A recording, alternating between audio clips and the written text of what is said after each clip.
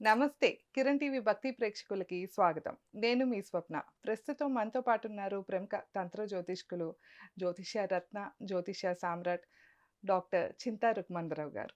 నమస్తే సార్. మాతృదేవో భవ, పితృదేవో భవ, ఆచార్య దేవో భవ. ఓం నమో మాందీశ్వరాయ నమః. అందరూ బాగుండాలి, అందరికీ మంచి జరగాలి. సంతోషం సార్.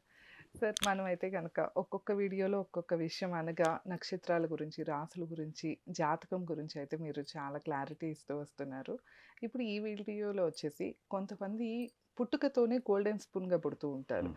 మరొక మంది దరిద్రంలో పుడతారు. కాకపోతే వీళ్ళు పుట్టినప్పుడు బాగోకపోయినా కూడా కొన్నాళ్ళకే అంటే వాళ్ళ పేరెంట్స్‌కి కలిసి రానియ్యండి, లేకపోతే వీళ్ళకి ఒక దశ అంటే ఐ మీన్ ఒక 15 20 ఇయర్స్ వచ్చేప్పటికి త్వరగా సెటిల్ అయిపోతూ ఉంటారు. అసల అంటే ఏ దశలో పుట్టిన వాళ్ళు అలా గోల్డెన్ స్పూన్‌గా చెప్పవచ్చు? ఏ దశలో అంటే ముఖ్యంగా పుట్టినప్పుడు బాగోకపోయినా వాళ్ళకి ఏదో ఒక దశ అయితే ఖచ్చితంగా కలిసొస్తది కదా! ఇలా దశల గురించి మాట్లాడుకుందాం సార్. పుట్టినప్పుడు ఏ దశ అంటే ఇప్పుడు రాహు మహాదశలో పుట్టారనుకోండి. చిన్నప్పుడే వాళ్ళకి మంచిగా ఉంటది. అంటే రాహు అనంగానే నేము, ఫేమ్ అంటే చిన్నప్పుడు వాళ్ళకి పెద్దగా ఉపయోగకరం ఉండదు. అలాంటిది వాళ్ళకి ఏ దశ కలిసొస్తది? ఇలా దశల వారీగా ఒకసారి క్లారిటీ ఇస్తారా అన్ని విషయాలు? ఇప్పుడు మీరు అడిగిన ప్రశ్నకు సమాధానం ఏంటంటే, హ్మ్. రాహువు యోగ గ్రహంగా ఉండి జన్మజాతకంలో వాళ్ళు పుట్టినప్పుడు రాహు దశ వస్తే యోగంగా ఉంటుంది. హ్మ్. అదే రాహు అవయోగం ఉన్నప్పుడు పుట్టినప్పుడు ఓకే. ఆయన వాళ్ళ తల్లిదండ్రులు మోసపోవడము, నమ్మక ద్రోహం రాహు అంటే. హుహు. ఆయన అవయోగ్గా ఉన్నాడు. హ్మ్. అవయోగ్య రాహు ఉన్నప్పుడు ఆ దశలో ఒక బిడ్డ పుట్టాడు. హ్మ్. మా అబ్బాయి పుట్టి ములుగున మాకు అన్ని కష్టాలే ఓకే. అంటారు. ఆ! మా అమ్మాయి పుట్టగానే అన్నీ మాకు కలిసొచ్చాయి అంటారు. అవును. ఆమెకు యోగ దశలో పుట్టుతుంది. ఓకే. రాహు నక్షత్రాలేవి సార్? రాహు నక్షత్రం ఆరుద్ర, స్వాతి, శతభిషం.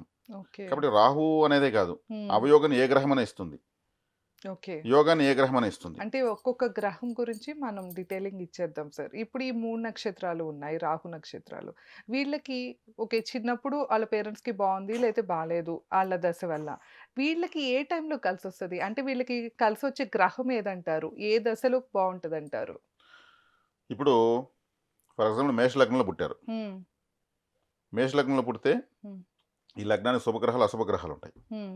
అంటే గురువు భాగ్యాధిపతి శుభగ్రహం. హ్మ్. చతుర్థాధిపతి చంద్రుడు శుభగ్రహం. పంచమాధిపతి రవి శుభగ్రహం. హ్మ్. ఇంకా వీళ్ళకు మంచి చేసే గ్రహాలు ఇంకేమున్నాయి? ఈ 3 గ్రహాలు అత్యంత శుభగ్రహాలు. ఓకే. హ్మ్. భాగ్యాధిపతి, పంచమాధిపతి, లగ్నాధిపతి కుజుడు. హ్మ్. ఈ 4 గ్రహాలు మంచి చేస్తాయి. హ్మ్. మిగిలిన గ్రహాలు అష్టమాధిపతి అయినటువంటి అష్టమాధిపతి కుజుడే వస్తాడు. ఓకే. లగ్నాధిపతి, అష్టమాధిపతి. కానీ లగ్నాధిపతి బదులు శుభం ఉన్నందువల్ల హ్మ్. ఆడ పెద్దగా దోషం లేదు. ఓకే. అదే బాధకాధిపతిని ప్రతి లగ్నానికి ఒక గ్రహం ఉంటుంది. హ్మ్. బాధకాధిపతి. హ్మ్. అంటే బాధ పెట్టేదానికి ఒకరుంటారని. హ్మ్. ఆ గ్రహం శనేశ్వరుడు. ఓకే. హ్మ్. వీళ్ళు ఒకవేళ మేష లగ్నంలో పుట్టి హ్మ్. పుష్యమి నక్షత్రంలో పుట్టారు అనుకుందాం. హ్మ్. శని దశతో ప్రారంభమైంది కదా! అవును. బాధకాధిపతి కదా! ఎన్నేళ్లుంటది శని దశ? 19 ఇయర్స్. 19 ఇయర్స్. కానీ వీళ్ళు పాదాల బట్టి ఆ! అవి తగ్గడం జరుగుతుంది. ఓకే. హ్మ్. తర్వాత బుధుడు పెడతాడు. బుధుడు ఆరో ఇంటి వాడు. ఆరో ఇంటి గ్రహము యోగించదు. అది హ్మ్. ఒక 17 సంవత్సరాలు జరుగుతుంది. తర్వాత కేతు దశ వస్తుంది. హ్మ్. కేతు 7 సంవత్సరాలు. అప్పుడు బాగోదు. బాగుండదు. ఓకే. తర్వాత శుక్రదశ వస్తుంది. శుక్రుడు వీళ్ళకు సప్తమాధిపతి, బావుంటుంది. ద్వితీయాధిపతి. శుక్రుడు కూడా శనివారం గ్రహం. అదొక 20 సంవత్సరాలు. మామూలు జనరల్‌గా శుక్రుడు అంటే మంచిగా అవును. ఈ ఉంటదంటారు. లగ్నానికి మంచివాడు కాదు కదా! కాదు. ఓకే. శుక్రదశ అయిన తర్వాత ఏ దశ పెడుతుంది? రవి దశ పెడుతుంది. రవి పంచమాధిపతి. అప్పటికి అప్పుడు ఎన్నేళ్లొస్తాయి సార్ వీళ్ళకి? 20, ఒక వామ్మో! 7, ఆ! 27, 27 ఒక 17, 34, ఆ! 27, ఒక 40 7, వస్తుంది. 24, ఆ! 34, ఆ! 34, ఒక 10 సంవత్సరాలు సినిమా దశ 44 సంవత్సరాలు. అబ్బో! అప్పుడు రవి దశ పెడుతుంది. కానీ ఆ రవి కూడా నీచపడి ఉండకూడదు. ఓకే. రవి బాగుండాలి. అంటే పంచమాధిపతి దశే. అవును. కానీ అతని బలం ఎంతుంది? అతని ఏటీఎం ఓకే. కార్డ్‌లో బ్యాలెన్స్ ఎంతుంది? ఇప్పుడు ఓహ్! మనకు 9 ఏటీఎంలున్నాయి. అవును. ఈ కొంతమంది గ్రహాలు అన్ 9 గ్రహాలు. అదే. ఏ గ్రహం ఏ ఏటీఎంలో ఎంత బ్యాలెన్స్ ఉందో ఆ గ్రహం అంత ఇస్తుంది. ఓకే. ఆ! అది మంచవని, చెడవనియండి. ఓకే. రవి దశ అందుకే తర్వాత చంద్రదశ కొంతమంది పెడుతుంది. మనం జూస్తూ ఉంటాం. రవి దశ అస్సల తర్వాత చంద్రదశ పెడుతుంది. ఆ! చంద్రదశ 10 సంవత్సరాలు. చంద్రుడు క్షీణచంద్రుడా? ఓకే. పూర్ణచంద్రుడా? శనితో కలిసుంటే, హ్మ్. కేతుతో కలిసుంటే ఫలితం లేదు. సరే చంద్రదశ అయిన తర్వాత కుజదశ పెడుతుంది. లగ్నాధిపతి దశ. లగ్నాధిపతి 4 ఇంట్లో నీచపడి ఉంటే, ఓకే. తర్వాత హ్మ్. రాహుదశ పెడుతుంది. కుజదశ అయిన తర్వాత. హ్మ్. రాహుదశ పెట్టినప్పుడు రాహు ఎలా ఉంటాడు? రాహు అంటే మోసము అని చెప్పాను. హ్మ్. రాహు యోగ స్థితిలో ఉన్నాడా, లాభంలో ఉన్నాడా, 12లో ఉన్నాడు. 12లో రాహు ఉంటే యోగిస్తాడు. హ్మ్. కంపల్సరీ ఫారెన్ పోతారు. వాళ్ళు ఫ్లైట్ ఎక్కాల్సిందే. అదేవిధంగా తర్వాత గురుదశ. ఈ అన్ని దశలు నేను చెప్పాను ఇప్పుడు. హ్మ్. గురువు భాగ్యాధిపతి. ఈ అన్ని దశలు కలుపుకుంటే 120 సంవత్సరాల మనిషి ఆయుష్. కానీ అన్నేళ్ళు ఎవరు బతుకుంటారు? కాబట్టి ఆ! యోగావయోగాలు అనేవి హ్మ్. గ్రహాలు ఉన్న నక్షత్రాలు, చారలు, చూపులు, డిగ్రీస్ బట్టి ఇస్తాయి. హుహు. ఉదాహరణకు బై బర్త్ శని మహాదశలో పుట్టాడు ఇతను. హ్మ్. కానీ సిల్వర్ స్పూన్, గోల్డెన్ స్పూన్ వస్తుంది. ఓకే. ఎలా వస్తుంది? హ్మ్. ఆ శనేశ్వరుణ్ణి ఈ జాతకానికి యోగించే గ్రహాలు చూస్తే ఓకే. ఆడ అవయోగం నశించిపోతుంది. శని దశ నక్షత్రాలేవి సార్? శని దశ పుష్యమి, అనురాధ, ఉత్తరాభద్ర. ఓకే. ఈ హ్మ్. శనేశ్వరుడు లగ్నాధిపతి నక్షత్రంలో కానీ, హ్మ్. పంచమాధిపతి నక్షత్రంలో కానీ, భాగ్యాధిపతి నక్షత్రంలో కానీ ఉంటే హ్మ్. వాళ్ళ ఫలితాన్ని ఇస్తాడు. ఓకే. హ్మ్. చెప్పుకున్నది శని. అవును. కానీ ఇతనున్న నక్షత్రం భాగ్యాధిపతి, పంచమాధిపతి, లగ్నాధిపతి. ఓకే. కాకపోతే శనేశ్వరుడు కొంచెం హార్డ్ వర్క్‌తో ఇస్తాడు. ఓకే. హ్మ్. అర్థమైందా? అదే యోగాన్ని ఇచ్చేటువంటి గ్రహము గురువు, కుజుడు, రవి, చంద్రుడు అన్నారు కదా! ఈ అవును. గ్రహాలొచ్చి రాహు నక్షత్రంలోనో, కేతు నక్షత్రంలోనో, శని నక్షత్రంలో ఉంటే హ్మ్. యోగాన్ని ఇవ్వలేవు. ఓకే. హ్మ్. ఇక్కడ నక్షత్రాలు ఇంపార్టెంట్. హ్మ్. చెడు చేస్తున్న గ్రహం మంచిగా చేస్తున్న దానికి ఆ గ్రహము మంచి నక్షత్రంలో ఉంటుంది. ఓకే. మంచి చేయాల్సిన నక్షత్రం చెడు చేస్తుందంటే ఈ గ్రహం చెడు నక్షత్రంలో ఉంటుంది. హుహు. ఆ నక్షత్రం యొక్క ఎనర్జీని రిసీవ్ చేసుకొని ఫలితాన్ని ఇస్తుంది. హ్మ్. కాబట్టి అందుకే అందరికి అక్యూర్‌గా రిజల్ట్స్ రావు. ఓకే. డిగ్రీస్ ఉంటాయి. ప్రతి గ్రహము 15 డిగ్రీస్ ఉన్నప్పుడు బలంగా ఉంటుంది. యువకుడిలాగా ఉంటాయి. హ్మ్. బాల్యస్థితి, బాల్యము, యవ్వనము, బాల్యము, కౌమారము, యవ్వనము, వృద్ధాప్యం, మృతావస్థ 5 అవస్థలు ఉంటాయి గ్రహాలకు. హ్మ్. ఇప్పుడు కుజదోషం అంటారు అమ్మాయిలకు. అవును. కుజదోషం అనేది పేరు పెట్టేసి ఆ అమ్మాయికి ఓ అని ఆగుడు చేసేస్తారు. అవును. హ్మ్. కుజదోషం అంటే కుజుడు ఇప్పుడు బాల్య స్థితిలో ఉన్నాడా? హ్మ్. యవ్వన స్థితిలో ఉన్నాడా? కౌమార వ్యవస్థలో ఉన్నాడా? వృద్ధ ఓకే. స్థితిలో ఉన్నాడా? మృత స్థితిలో ఉన్నాడా? మృత స్థితిలో ఉండి కుజదోషం ఉంటే ముసలివాడు ఏం చేస్తాడు? ఓకే. దోషాన్ని ఇవ్వలేడు. చెప్పుకోలేదని కుజదోషం ఉంటుంది. హ్మ్. బాల్య స్థితిలో ఉన్నప్పుడు ఏమీ తెలీదు. అంటే వర్తించని కుజ దోషం అంటారు అదేనా సార్? దాన్ని దానివల్ల చూడాలి. ఏమీ ఉండదా? ఏముండదు. యువకుడుగా ఉంటే గ్రహము ఆ! ఫోర్స్‌లో ఉంటుంది. ఓకే. 15 డిగ్రీస్‌లో ఉంటే హ్మ్. యువకుడని అర్థం. హ్మ్. ఓకే. అంటే ఇప్పుడు ఇది మనకి చూడకుండా ఆ! రెండో స్థానంలో కుజుడున్నాడు, 4లో ఉన్నాడు, 7, 8లో ఉన్నాడు, 12లో ఉన్నాడు కుజదోషము అని చెప్పేసి కుజదోష జాతకం మెల్లగా ఓకే. బ్రోకర్‌లకి చెప్తా ఉంటారు. అమ్మాయి హ్మ్. కుజదోషం ఉంది, అదే జాతకం చూడని. హ్మ్. ఇక్కడ డిగ్రీస్ కాలిక్యులేట్ చేయాలి. ఓకే. కుజుడు ఒకవేళ శుభగ్రహం అయినాడు అనుకోండి, ఆ లగ్నానికి లగ్నాధిపతి అయినాడు అనుకోండి, హ్మ్. దోషాన్ని ఇవ్వడు. హుహు. 4లో ఉండి సొంత ఇంట్లో అనుకోండి, దోషాన్ని ఇవ్వడు. ఓకే. 8లో ఉండి గురువు చేత చూడబడ్డాడు అనుకోండి, దోషాన్ని ఇవ్వడు. హుహు. 12లో ఉండి హ్మ్. తనని ఇంకొక శుభగ్రహం చంద్రుడికి 12లో ఉన్నా చంద్రుడికి 4లో గాని ఉన్నాడంటే దోషం ఇవ్వడు. ఓకే. ఇవి చూడరు. 2, హ్మ్. 4, 7, 8, 12 కుజ దోషం. హ్మ్. ఎట్లుంటుంది ఆ అమ్మాయికి, ఒక బుద్ధి తెలిసిన అమ్మాయికి మనం కుజ అదే. దోషము హ్మ్. అది గుర్తుండిపోద్ది. ప్రచారం చేసి పారేస్తారు. అక్కడ మిగిలిన శుభగ్రహాలు చూస్తే దోషం ఉండదు. ఓకే. హ్మ్. ఇట్లా గ్రహాన్ని పరిశీలించాలి ఏ స్థితిలో ఉందని. హ్మ్. కాబట్టి ఇక్కడ దశలు అన్నప్పుడు ఆ దశ ఏ దశ వచ్చింది, హ్మ్. గురుదశ వచ్చిందా, ఏ నక్షత్రంలో ఉన్నాడు, హ్మ్. అప్పుడు ఏ రాశిలో ఉన్నాడు, ఆ లగ్నానికి ఏ స్థానంలో ఉన్నాడు, అప్పుడు ఎటువంటి ఫలితాన్ని ఇవ్వగలడు. ఓకే. గ్రహాలు ఉండి యోగగ్రహాలు వక్రించాయి అనుకోండి, ఆ యోగం అయిపోతుంది కదా, హ్మ్. రివర్స్ అవుతాయి అదే. కదా. అవును. ఇప్పుడు గోచారంలో శని వక్రిస్తున్నాడు కదా, అలా గురువు కూడా వక్రిస్తాడు కదా. అదే ఎందుకంటే మనం జనరల్‌గా వింటూ ఉంటాం కదా! మన కామెంట్స్‌లో కూడా పెడుతూ ఉంటారు. ఈ రాశికి బావుంది అని చెప్పారు కానీ, మాకు ఇన్ని సంవత్సరాలు 40 ఏళ్ళొచ్చినా, 50 ఏళ్ళొచ్చినా మేము ఇంకా లైఫ్‌లో సక్సెస్ చూడలేదు ఇది అంటూ ఉంటారు. చాలా మంచి పాయింట్. వాళ్ళ హ్మ్. వ్యక్తిగత జాతకంలో హ్మ్. ఇప్పుడు మనం రాశి ఫలితం మాస ఫలితాలు చెప్తున్నాం. హ్మ్. మాస ఫలితాలు అంటే ఇది ఒక టైప్ ఆఫ్ టైం పాస్ ఫలితాలు ఇది. హ్మ్. వ్యక్తిగత జాతకానికి దీన్ని ముడిపెట్టనేకూడదు. అదే. ఒక విజ్ఞానాన్ని ఇవ్వడం కోసం ఈ మాసం ఉన్నటువంటి గ్రహాల యొక్క అరమరికలు ఎలా ఉన్నాయని తెలియజేసిన కొన్ని పనికొస్తాయి కానీ హ్మ్. ఇవి మాస ఫలితాలు నాలుక గీసుకోవడానికి కూడా పనికిరావు. ఓకే. వ్యక్తిగత జాతకమే ప్రామాణికం. హ్మ్. మాస ఫలితంలో నేను జీవిత ఫలితమే కలిపి చెప్తున్నా. అవును. మాస ఫలితాన్ని నమ్ముకుంటే మోసపోవడమే. ఓకే. అది ఇప్పుడు పుడుతున్న వాళ్ళకి ఇప్పటి నుంచి లైఫ్ ఎట్టమని చెప్తుంది. ఎప్పుడో 78లో హ్మ్. 93లో పుట్టిన వాళ్ళకి ఈ మాస ఫలితం ఏం చేస్తుంది? అంతే. 10% ఓకే. హ్మ్. రెగ్యులర్ చాట్‌ని చూపిస్తుంది. వాళ్ళకి ఏ దశలు జరుగుతా ఉంటాయి? హ్మ్. ఇప్పుడు 700,00,00,000 జనాభా ఉన్నారు. 12 భాగాలు చేసామనుకోండి. ఓ 50,00,00,000కి ఒక్కో రాశి వస్తుంది. ఒక్కో రాశిలో పుట్టిన వాళ్ళు లెక్కేస్తే.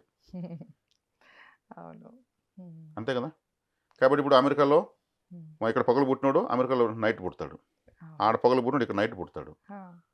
లాటిట్యూడ్ లాంగ్వేజ్ మారిపోతుంది.